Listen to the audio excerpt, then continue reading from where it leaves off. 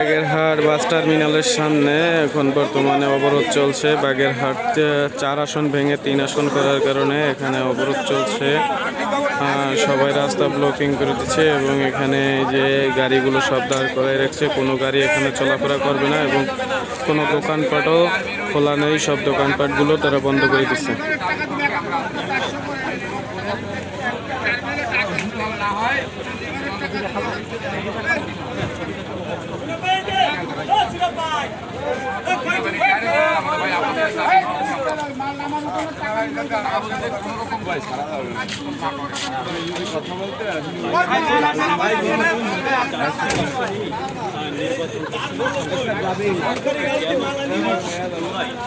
নির্বাচন কমিশনের বিশেষ কারিগরি কমিটি এই যে চারটি আসন কমিয়ে 3টি আসন এই প্রস্তাবের পরেই কিন্তু কমিটি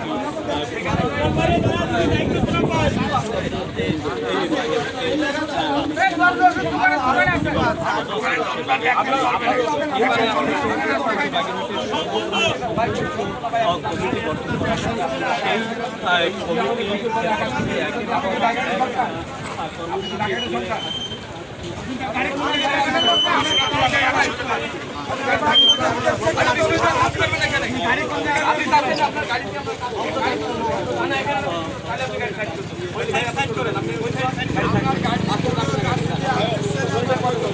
আপনার আগে আর একটা ঠিক আছে, আপনার আগে আর একটা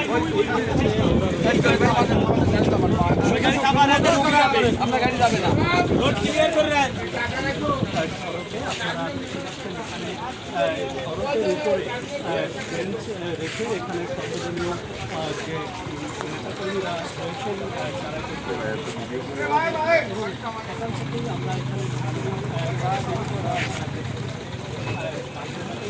যারা স্থানীয় বাসিন্দা রয়েছে, সাধারণ মানুষ রয়েছে, হরতালকে সমর্থন করছেন। তারা খুব জরুরি প্রয়োজন ছাড়া বাড়ি থেকে বেরোচ্ছেন এবং আমরা বাজার সেখানে দোকানপাট খোলেনি। এছাড়া বাগেরহাটের মধ্যে মংলা বন্দর রয়েছে, মংলা বন্দরের সামনে সেসব সড়কও বন্ধ রয়েছে এবং ইতিমধ্যে বেশ কিছু শিল্প প্রতিষ্ঠান বন্ধ রয়েছে।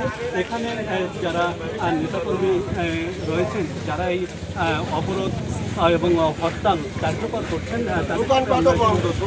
কথা বলতে চাই কি ধরনের দাবি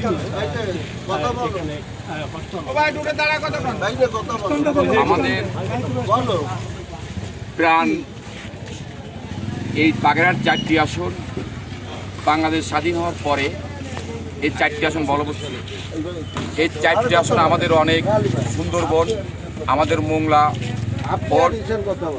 হঠাৎ করে কার ইশারায়, কার ইঙ্গিতে আমাদের একটি আসন কেটে আপনার নিয়ে যাওয়া হচ্ছে।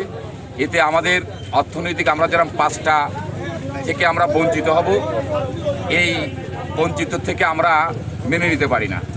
যার জন্য এর জন্য আমরা মানববন্ধন, মিছিল সব কিছু করা হয়েছে। যার জন্য আমরা চাই যে ইসি আমাদের এই দাবি মেনে নেবেন। যদি এই দাবি আমাদের মেনে না নেয়, তাই এর চেয়ে বড় কর্মসূচির সামনে অপেক্ষা করছে। আজকে আমরা সবাই বাগেরহাটবাসী, এটা হচ্ছে কি আমাদের সুস্থভাবে সুন্দরভাবে পরিচালনা করতে চাই এবং ইসিকে আমরা জানাতে চাই যে আমরা বাগেরহাটবাসী এই অবৈধ যে দাবি সে করেছে আমাদের একটি আসন কেটে নিয়ে, এইটা আমরা মেনে নিতে পারবো না। কারণ আমরা আরও একজনের সাথে একটু কথা বলতে চাই। আপনি একটু জানাবেন যে এই কেন্দ্রীয় বাস স্ট্যান্ড ছাড়া আর কোথায় কোথায় এরকম অবরোধ হচ্ছে এবং কী কর্মসূচি গ্রহণ করছে? আমাদের এই কেন্দ্রীয় বাস স্ট্যান্ড ছাড়া সারা বাগেরহাট জেলার সমস্ত অলিগলি, সমস্ত কার্য যেসব জায়গায় রাস্তাঘাট আছে, মোড় আছে, সমস্ত জায়গায় আমরা এই অবরোধ কর্মসূচি পালন করতেছি এবং আমরা 71 সালের পরের থেকে এই পর্যন্ত দেখে আসছি বাগেরহাট জেলায় 4টা নির্বাচনী আসন, এই 4টা নির্বাচনী আসন কেটে আমাদেরকে 3টে নির্বাচনী আসন করা হচ্ছে। এর বিরুদ্ধে আমরা প্রতিবাদ জানাই। আমরা এর জন্যই হরতাল পালন করতেছি, শান্তিপূর্ণ হরতাল। আমরা প্রয়োজনে এই হরতাল যতদিন পর্যন্ত আমাদের এই 4টি আসন পুনর পুনর্বহাল করা না হবে ততদিন পর্যন্ত আমরা এই হরতাল চালিয়ে যাব। আমরা প্রয়োজনে আমাদের বুকের রক্ত রাস্তায় ঢেলে দেবো, প্রয়োজনে আমাদের জীবন দেব, তবুও আমাদের এই 4টে আসন আমাদেরকে পুনর্বহাল করতে হবে। এই যে বাংলাদেশের সমস্ত মানুষের কাছে, সরকারের কাছে, সিইসির কাছে আমাদের একান্ত অনুরোধ, আমাদের এই আসন ফিরিয়ে দিতে হবে। হরতাল চলছে, চলবে, গাড়ির চাকা ঘুরবে না, দোকানপাট খুলবে না, আমাদের দাবি মানতে হবে, মেনে নাও। এবং অবরোধের কারণে যে ভোগান্তির সৃষ্টি হচ্ছে সেই ভোগান্তিকেও কিন্তু বাগেরহাটের যারা সাধারণ মানুষ রয়েছেন তারা কিন্তু খুব ভালোভাবে মেনে নিয়েছেন। তাদের সাথে আমরা কথা বলেছি, তারা আমাদেরকে জানিয়েছে যে এই যে দাবি, এই দাবি মানার জন্য বা এই দাবি বাস্তবায়নের জন্য যদি তাদের কিছুটা ভোগান্তিও হয় তাতে তাদের কোনো অসুবিধা নেই। বাগেরহাটের যারা সাধারণ মানুষ রয়েছে তাদেরও চাওয়া যে বাগেরহাটের 4টি আসন বহাল থাকুক।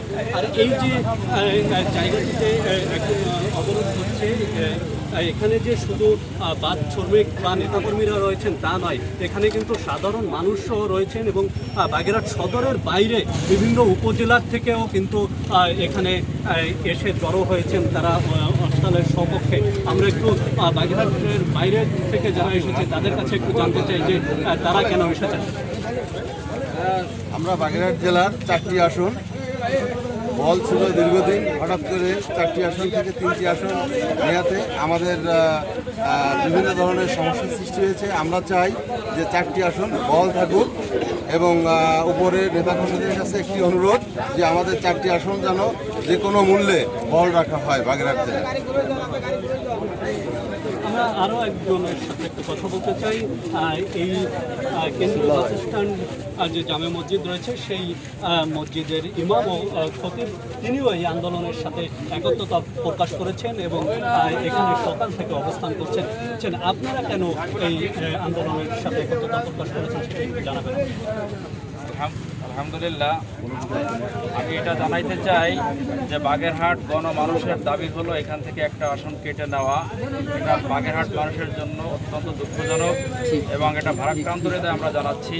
এখানে উন্নয়নের কাজ ব্যাহত হবে। শুধু তাই না, জনপ্রতিনিধি যদি এরিয়া বড় হয়ে যায় সেখানে অনেক সরকারি কাজ যেগুলো আছে সেটা বন্টনের ক্ষেত্রে আমরা একেবারেই কি বলে এটা মানে অবাঞ্ছিত, মানে আমরা পাবো না এটা।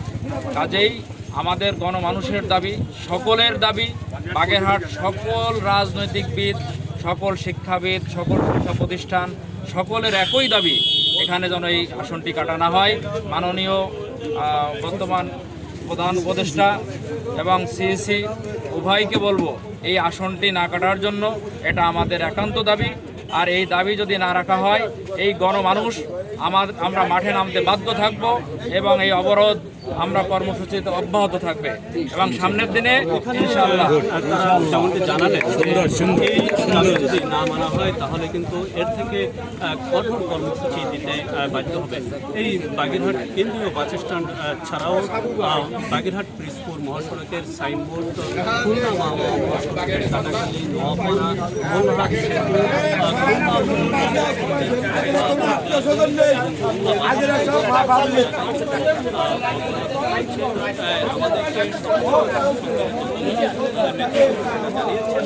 যে বাগেরহাটের অন্তত 10টি স্থানে আজকে এই হরতালের অবস্থান কর্মসূচি পালন করছেন নেতাকর্মীরা এবং আগামীকালকে যে শুনানি রয়েছে নির্বাচন কমিশনে যে বাগেরহাটের 4টি আসন থাকবে কি না বা 3টি আসন হবে কি না সেই বিষয়টির শুনানি পর্যন্ত কিন্তু তারা অপেক্ষা করবেন এবং শুনানিতে যদি 3টি আসনই করার প্রস্তাব যেটি দেওয়া হয়েছে সেই প্রস্তাবটি বাস্তবায়নের সিদ্ধান্ত তাহলে কিন্তু আরও কর্মসূচি দেবে। এছাড়া আগামীকাল শুনানির আগে ঢাকায় নির্বাচন কমিশনের যে কার্যালয় রয়েছে সেই কার্যালয়ের সামনে কিন্তু বাগেরহাটের নেতাকর্মীরা পালন করবেন এবং সেখানে একটি বিক্ষোভ মিছিলও করার কথা রয়েছে। সে বাগেরহাটের কেন্দ্রীয় বাস স্ট্যান্ড থেকে এই ছিল আমার কাছে হরতাল এবং অবরোধের